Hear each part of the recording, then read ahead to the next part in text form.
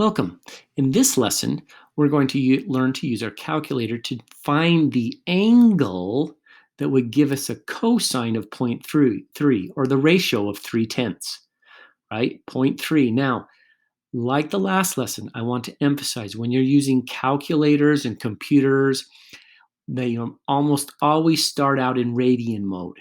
And the inverse functions, they use looks like an exponent of -1, this little -1. And then the inverse sine function looks like a -1. The inverse tangent function looks like it has a little -1 above the tangent. Now, it's usually your second function key of your sine, cosine, and tangent.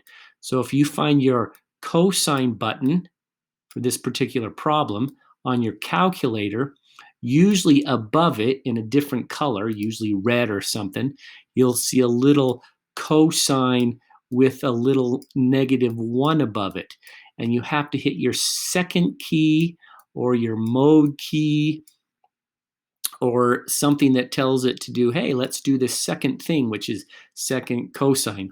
And again, depending on your calculator, you might hit that first. Second inverse cosine, plug in 0.3 and see what you get. Or you might plug in the number 0.3 first and then hit second inverse cosine.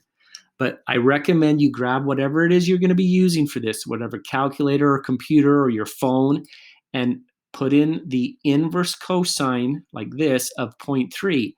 If you get 1.2661, you're in radian mode. You're in the wrong mode. If you get 72.5423, you're in the degree mode and you're in the right mode.